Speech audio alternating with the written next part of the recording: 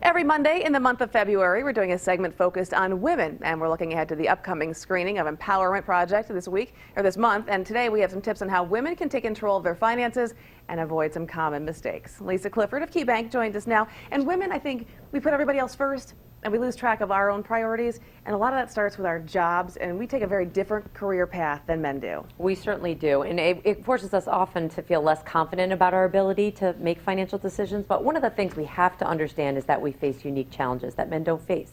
Often we'll take more time out of the workforce, 10 years on average, take care of our kids. We're more likely to take care of an elderly parent. We're still, unfortunately, earning less than men, 78 cents on the dollar.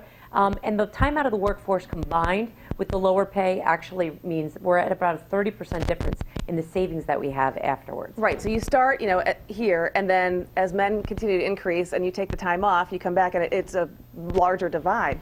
So when you get that job, you need to be able to ask for what you're worth. A lot of times we're intimidated and we don't ask for the full amount of what we're worth. We do. We need to take more risks, not only in our career and be able to be more assertive, whether it's flexible hours, whether it's a higher starting salary. What do I need to do to get that raise or promotion? And be really clear and ask for what we need.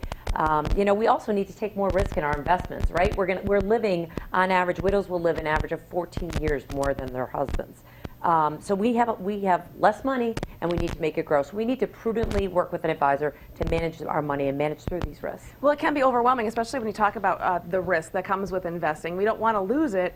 That's why people like you come in handy, where we can go, hey, listen, this is, and also when you open your finances up, you feel like so vulnerable, And you feel like maybe you're afraid to ask those questions. Mm-hmm. So, and often it's your partner sometimes, or your spouse that handles those. We often divide jobs in the household and everything, and we say, oh, he's in charge of the finances. But, the fact is 95% of women will be in charge of their finances at one point in their life. So we can't afford not to go to those meetings with our advisor. Often we'll meet with a couple. If half of the couple is there, we always want to see at the next meeting, both people talking about the finances and having those conversations so they're prepared. And that financial intimacy with your spouse is really important. Knowing that you're on the same page, knowing where everything is in case the worst happens. It is, and it's that conversation with our spouse, but also with our parents, right? Because having that conversation about long-term care, what their plans are, where things are, it's really important to have that. You can't not have those conversations. Often they don't come up until something goes wrong, right? Someone passes away suddenly,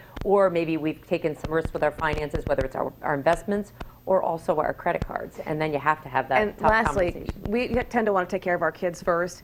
When it comes to saving for college, you can always borrow for college. You can't borrow for retirement. Yeah, we always say put the oxygen mask on yourself first before, sending to your children. It's, you have to take, we are great friends, we're great parents, we're great, daughters, because we're nurturing and we want to protect people, but often we neglect ourselves. So we need to understand the risks that we have as a woman and the unique challenges and plan for them. Great. Lisa, thank you.